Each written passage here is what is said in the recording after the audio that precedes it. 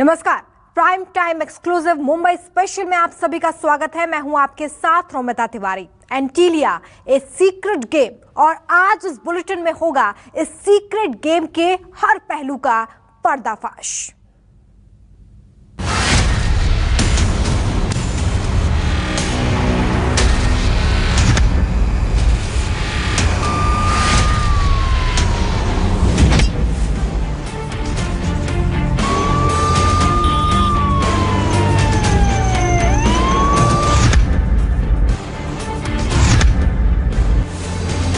मुंबई के लिए सबसे बड़ी मिस्ट्री बन चुके एंटीलिया विस्फोटक केस की पहेली अब सुलझने वाली है, क्योंकि मनसुख हिरेन के मौत के चैप्टर से अब पर्दा उठ चुका है। सूत्रों से पता चला है कि यह मौत नहीं बल्कि मर्डर है। यहां तक कि इस केस में शामिल सभी के चेहरे अब बेनकाब हो गए हैं। कब, कहां, कितने लोगों ने मिलकर इसकी स्क्रिप्ट लिखी, न्यूज़ 24 आज उनके चेहरे से नकाब उठाएगा।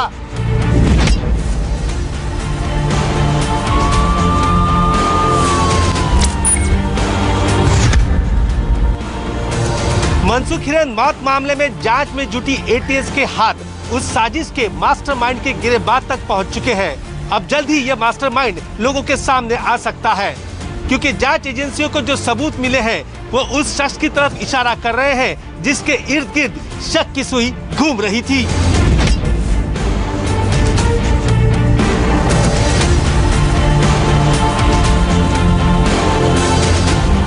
एटीएस की जांच में बहुत बड़ा खुलासा हुआ है। मनसुख हिरेन इस पूरे साजिश में सिर्फ एक मोहरा निकला। उसे कठपुतली की तरह उंगलियों पर नचाया गया, जब चाहे जैसे चाहे उसका इस्तेमाल किया गया। 15 सिम कार्ड और एक व्हाट्सएप चैट ने इस पूरे साजिश से पर्दा उठा दिया है।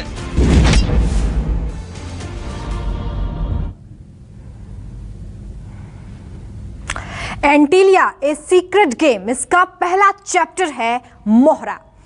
इस साजिश में मोहरा आखिर कौन था? कौन था वो जिसे खिलौने की तरह इस्तेमाल किया गया, और जब मन भर गया या यूं कहें कि काम हो गया तो उसे मौत के घाट उतार दिया गया। पहली नजर में तो हर किसी को ये एक साधारण मौत लगी है, लेकिन जब राज खुला तो बड़ी साजिश से पर्दा उठा।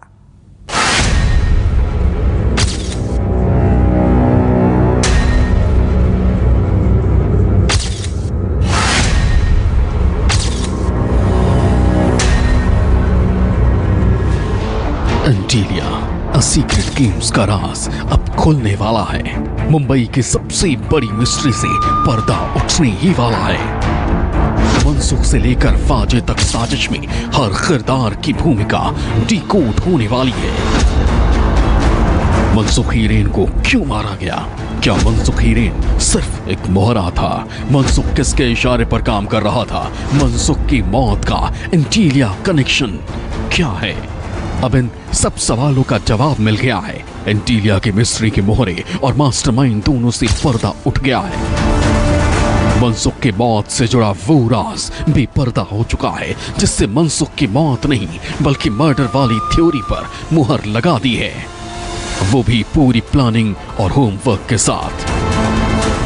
न्यूज़ 24 को सूत्रों से जो एक्सक्लूसिव जानकारी मिली है उसके मुताबिक 2 मार्च को मनसुख की हत्या की साजिश रची गई। साजिश के लिए होमवर्क कहां किया गया? जब आप ये सुनेंगे तो चौंक उठेंगे। हत्या की साजिश पुलिस मुख्यालय की 4 दीवारी के भीतर रची गई। इसके लिए जो मीटिंग हुई उसमें मुंबई पुलिस के निलंबित अधिकारी सचिन वाजे के साथ 2 और लोग भी मौजूद थे। हालांकि ये 2 लोग कौन थे ये अब तक साफ नहीं हुआ है। इस पूरे हत्याकांड को 1-2 नहीं बल्कि 11 से ज्यादा लोगों ने मिलकर अंजाम दिया। केस में एटीएस ने जिस विनायक शिंदे नाम के पुलिस कांस्टेबल रहे शख्स को पकड़ा, उसके सामने ही मनसुख को मौत के घाट उतारा गया। जब मौका वारदात पर मर्डर को अंजाम दिया गया, 3 बाकी लोग कार से बैठकर मौत का ये पूरा मंजर देख रहे थे। न्यूज़ 24 को सूत्रों से मिली इस एक्सक्लूसिव जानकारी में ये सब बातें निकलकर सामने आई हैं। अब कैसे कैसे और किस तरीके से मनसुख को मौत की नींद सुलाया गया। एटीएस की टीम ये जानने के लिए ठाणे के रेती बंदर में उस जगह पर पहुंची जहां इस वारदात को अपने अंजाम तक पहुंचाया गया। टीम के साथ आरोपी विनायक शिंदे भी मौजूद था। महाराष्ट्र एटीएस ने मनसुख हिरेन मामले में 2 लोगों को गिरफ्तार किया है। आरोपियों को लेकर आप देख सकते हैं पहुंची हुई है रेती बंदर, जहां पर मनसुख हिरेन की डेड बॉडी बरामद हुई थी। ये आरोपी हैं, इन्हें महाराष्ट्र एटीएस ने कल ही गिरफ्तार किया हुआ है। महाराष्ट्र एटीएस यह जानना चाहती है कि आखिर किस तरह से पूरी साजिश को अंजाम दिया गया था। इसी को जानने के लिए महाराष्ट्र एटीएस की जो टीम है वो यहाँ पर पहुंची हुई है। आपको बता दें, महाराष्ट्र एटीएस को जो सबूत मिले हैं उसके आधार पर ये पूरी गिरफ्तारी हुई है, जहां पर भोरे नाम के शख्स जो बुकी है उसे गिरफ्तार किया गया है। उसके साथ साथ विनायक शिंदे नाम के जो पूर्व कांस्टेबल हैं मुंबई पुलिस के, उन्हें गिरफ्तार किया गया है। इन सभी को एटीएस की जो टीम है वो देख सकते हैं यहाँ पर लेकर आई हुई है। यहाँ पर रिक्रिएशन किया जाएगा क्योंकि विनायक शिंदे वो शख्स हैं जो यहाँ पर घटना स्थल पर मौजूद थे और उस वक्त जब हत्याकांड को अंजाम दिया जा रहा था, मनसुख हिरेन को जब रेती बंदर के पास उनकी हत्या की जा रही थी तो विनायक शिंदे मौजूद थे। उन्होंने पूरे घटनाक्रम को देखा हुआ था। इसके साथ साथ आपको बता दें कि 3 और लोग मौजूद थे घटना स्थल पर, कार में मौजूद थे। तो ऐसे में यह जानना चाहती है एटीएस कि किस तरीके से हत्याकांड को अंजाम दिया गया था। वो 3 लोग कौन थे जो कार में मौजूद थे। आप देख सकते हैं यहाँ पर किस तरह से एटीएस की जो टीम है वो जानना चाहती है कि किस तरह से इस पूरे हत्याकांड को अंजाम दिया गया था। विनायक शिंदे आपको साफ तौर पर तस्वीरों में टी-शर्ट में नजर आ जाएंगे, हरे रंग का टी-शर्ट पहना हुआ है और यहाँ पर ये एटीएस के अधिकारी जानना चाहते हैं कि किस तरह से इस पूरे हत्याकांड को अंजाम दिया गया। विनायक शिंदे के बारे में ये जो हमें जानकारी मिली हुई है कि विनायक शिंदे घटनास्थल पर मौजूद थे जब इस पूरी घटना को अंजाम दिया गया था। इसके साथ साथ 3 अधिकारी और मौजूद थे। विनायक शिंदे तस्वीरों में साफ तौर पर देखे जा सकते हैं। एटीएस के जो अधिकारी हैं इनसे लगातार पूछताछ कर रहे हैं। घटनास्थल पर जायजा लिया जा रहा है कि किस तरह से वो 3 लोग कौन थे जो घटनास्थल पर मौजूद थे, क्योंकि जो एटीएस के द्वारा जो जांच में सामने आया है कि 11 से ज़्यादा लोग मनसुख हिरेन के हत्याकांड में शामिल हैं। ऐसे में यहाँ पर एटीएस की जो टीम है वो देख सकते हैं कि 3 गाड़ियों में भरकर यहाँ पर पहुंची हुई है। एटीएस के अधिकारी विनायक शिंदे को लेकर पहुंचे हुए हैं। विनायक शिंदे बहुत ही महत्वपूर्ण कड़ी हैं इस पूरे हत्याकांड की। यहाँ एटीएस की टीम ने हत्याकांड के पूरे सीन को रिक्रिएट किया। ये जानने की कोशिश की गई कि कैसे मनसुख की हत्या हुई। मनसुख हिरेन हत्याकांड मामले में महाराष्ट्र एटीएस को बड़ी कामयाबी हाथ लगी है। महाराष्ट्र एटीएस ने मुंबई पुलिस के एक पूर्व कांस्टेबल विनायक शिंदे को मनसुख हिरेन हत्याकांड मामले में गिरफ्तार किया है। इसके साथ साथ एक बुकी को भी गिरफ्तार किया गया है। विनायक शिंदे वो शख्स है जिसने मनसुख हिरेन को मुंबई पुलिस के एक अधिकारी का झूठा नाम लेकर रेती बंदर के इसी घटनास्थल पर बुलाया हुआ था। विनायक शिंदे को महाराष्ट्र एटीएस की जो टीम है वो इसी घटना स्थल पर लाकर रिक्रिएशन करती है और जानने की कोशिश करती है कि किस तरह से विनायक शिंदे चश्मदीद है इस पूरे हत्याकांड का और उसने क्या कुछ उस रात को देखा था जब उसने 8 से 8:30 के बजे के बीच में उस मनसुख को यहाँ पर बुलाया हुआ था। विनायक शिंदे ने बताया कि किस तरह से इसी खाड़ी में जो पानी दिख रहा है यहाँ पर लाश को फेंका गया था। ऐसे में यह जानने की कोशिश एटीएस के द्वारा लगातार की जा रही है। इसके साथ साथ आपको बता दें कि विनायक शिंदे को इससे पहले यहाँ पर लाने से पहले सचिन वाजे के घर पर ले जाकर वहाँ पर जांच की गई। इसके साथ साथ उसके कलवा स्थित घर पर भी ले जाकर जांच की गई। एटीएस को विनायक शिंदे के घर से वो प्रिंटिंग मशीन भी बरामद हुई है जो एंटीलिया विस्फोटक मामले में एक थ्रेट लेटर उसी प्रिंटिंग मशीन से लिखा गया था। ऐसे में हर उस एंगल पर इस वक्त जांच की जा रही है। महाराष्ट्र एटीएस के सूत्रों से मिली जानकारी के मुताबिक इस पूरे हत्याकांड में 11 लोग शामिल हैं या उससे ज़्यादा लोग शामिल हैं। वहीं इस पूरे हत्याकांड की जो साजिश है वो मुंबई पुलिस के मुख्यालय में रची गई, जहां पर सचिन वाजे के साथ 2 और अन्य लोग मौजूद थे। अब तक एटीएस की टीम गिरफ्तार पूर्व पुलिस कांस्टेबल विनायक शिंदे को 3 अलग अलग जगहों पर ले जाकर सुराग हासिल करने की कोशिश कर चुकी है। पहला सचिन वाजे के घर, दूसरा ठाणे के कलवा में खुद विनायक शिंदे के घर, तीसरा रेती बंदर मुंब्रा घटना स्थल। जांच एजेंसी को कलवा में विनायक शिंदे के घर से वो मशीन भी बरामद हो गई जिसके जरिए मुकेश अंबानी को भेजा गया धमकी वाला लेटर तैयार किया गया। एक तरफ मनसुख की मौत की तस्वीर साफ हुई तो एंटीलिया की पहेली भी सुलझती दिख रही है। सूत्रों के मुताबिक 16 फरवरी से 20 फरवरी तक सचिन वाजे कुल 4 दिन मुंबई के एक बड़े होटल में रुके। एनआईए सूत्रों की माने तो एंटीलिया एपिसोड की पूरी प्लानिंग इसी होटल में हुई थी। एनआईए ने होटल का सीसीटीवी अपने कब्जे में लिया है। 16 फरवरी को वाजे इनोवा कार से होटल आते हैं जबकि 20 फरवरी को लैंड क्रूजर पराडो कार से होटल से निकल जाते हैं। होटल में रुकने के लिए फेक आईडी का इस्तेमाल किया गया। फेक आइडेंटिटी कार्ड पर सचिन वाजे ने फोटो तो अपनी ही रखी लेकिन नाम किसी और का लिखवाया था। एनआईए को होटल में वाजे 2 बैग ले जाते हुए दिखे थे। एनआईए सूत्रों के मुताबिक एक बैग में भारी मात्रा में कैश था। इसके अलावा एनआईए को 2 और गाड़ियों की तलाश है। साफ है अब ये मिस्ट्री सुलझने के कगार पर है। आगे हम आपको दिखाने वाले हैं कि इसमें खुल जा सिम की थ्योरी क्या है। दीपक दुबे, मुंबई, न्यूज़ 24।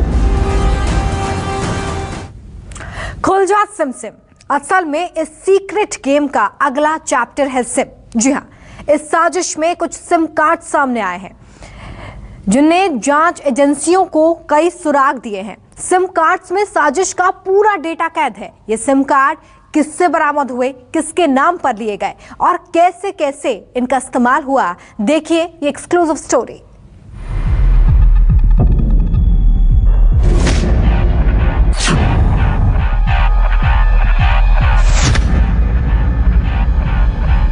मनसुख हीरेन केस की कड़ियां जोड़ रही महाराष्ट्र एटीएस के हाथ अब वो सुराग लगने लगे हैं जिससे एंटीलिया केस की मिस्ट्री से पर्दा उठ सकता है।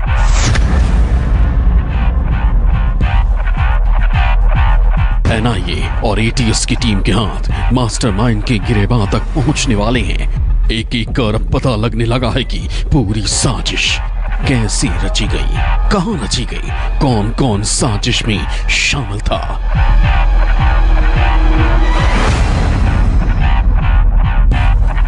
और किसके कहने पर मनसुख हीरेन की सांसों की डोर हमेशा हमेशा के लिए तोड़ दी गई। एटीएस ने जिस विनायक शिंदे और नरेश गोर नाम के बुकी को गिरफ्तार किया वो अब साजिश का खुलासा कर रहा है।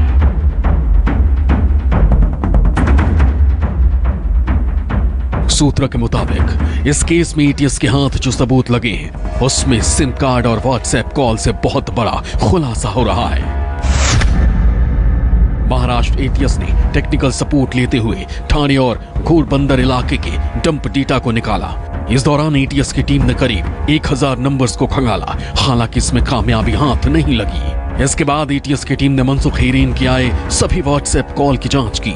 4 मार्च की रात 8 बजे से लेकर 8:30 बजे तक मनसुख हीरेन को कई व्हाट्सएप कॉल आए जिसमें मनसुख को आया आखिरी व्हाट्सएप कॉल एटीएस के लिए बेहद अहम कड़ी साबित हुआ। एटीएस अब उस शख्स की तलाश में थी जिसने खुद को कांदी वैली पुलिस स्टेशन का तावरे बताकर मनसुख को कॉल किया था। हैरान करने वाली बात यह है कि नंबर अहमदाबाद में रजिस्टर किया गया। कड़ियां जुड़ती जा रही थी। इसके बाद एटीएस ने वहां रेड डाली जहां सट्टेबाज नरेश गोर दुबका हुआ था। नरेश गोर के पास से एटीएस ने 15 सिम कार्ड बरामद किए। नरेश गोर ने इस पूरे कांड के लिए एक सिम कार्ड सचिन वाजे और एक सिम कार्ड विनायक शिंदे को दिया। हैरान करने वाली बात ये थी कि इसी सिम कार्ड से वाजे लगातार विनायक शिंदे और मनसुख हीरेन से बात कर रहा था और यही वो सिम कार्ड था जिससे विनायक शिंदे तावड़े बनकर मनसुख हीरेन से बात करता था और मनसुख को मिलने बुलाया था। नरेश गोरे क्रिकेट बैटिंग का बड़ा मोहरा है। नरेश सचिन वाजे की साजिश का बड़ा खिलाड़ी बन गया था, लेकिन ये नरेश गोरे है कौन ये भी जान लीजिए। नरेश गोरे मुंबई का सट्टेबाज है। नरेश गोरे 2020 में फरलो पर जेल से बाहर आया था। बाहर निकलने के बाद नरेश वाजे के संपर्क में आया जिसके बाद नरेश गोरे सचिन वाजे की साजिश का हिस्सा बन गया। सूत्रों के मुताबिक मनसुख हीरेन की हत्या से पहले मुंबई पुलिस मुख्यालय में मीटिंग की गई थी, जिसमें से 15 सिम कार्ड का इस्तेमाल इस तरह से किया गया था कि अगर मास्टरमाइंड पकड़ा जाए तो लूपहोल्स का झांसा देकर वो बच सके। और इन्हीं सिम कार्ड के जरिए मनसुख हीरेन की डेथ की मिस्ट्री पूरी लिखी गई थी। यहाँ तक कि मनसुख हीरेन को बुलाने के लिए मुंबई के कांदिवली के एक अधिकारी तावड़े के नाम का भी इस्तेमाल किया गया था। मनसुख को मारने की प्लानिंग इस कदर बुनी गई थी कि 4 मार्च को जिस वक्त मनसुख हीरेन की सांसों की डोर तोड़ी गई, उस वक्त सचिन वाजे को न किसी का फोन आया और न ही उसने किसी को कॉल किया, और ये सब कुछ एक प्लानिंग के तहत किया गया।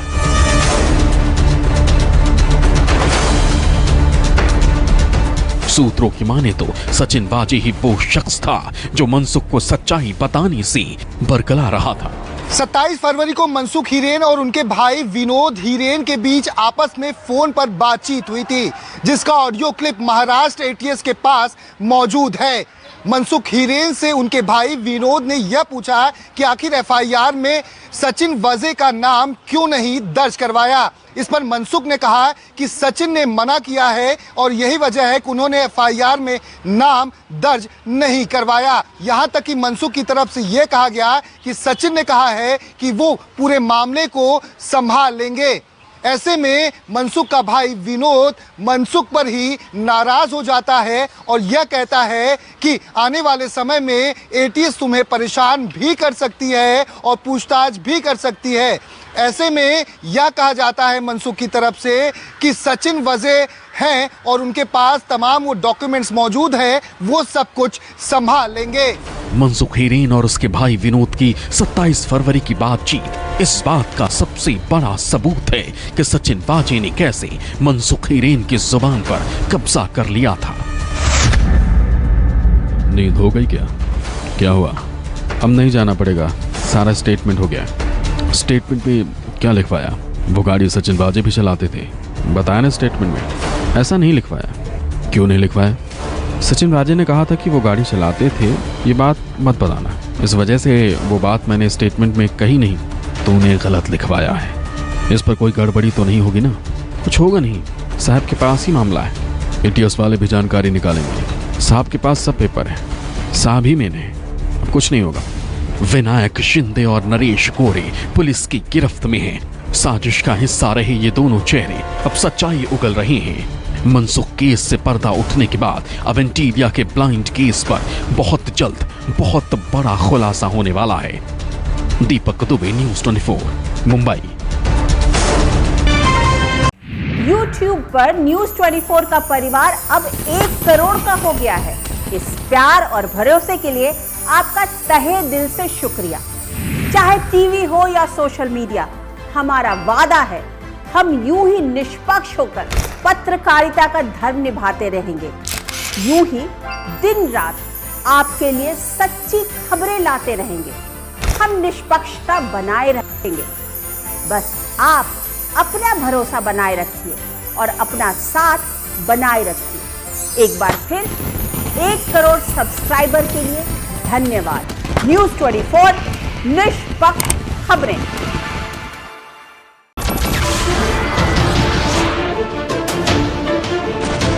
नमस्कार, मैं हूं मानक गुप्ता। अगर आपको हमारा ये वीडियो पसंद आया हो तो इसे लाइक और शेयर जरूर करें, और हां, हमें सब्सक्राइब और फॉलो करना ना भूलें ताकि आप देश और दुनिया की कोई खबर मिस ना करें। तो जुड़े रहिए हमारे साथ और देखते रहिए न्यूज़ 24।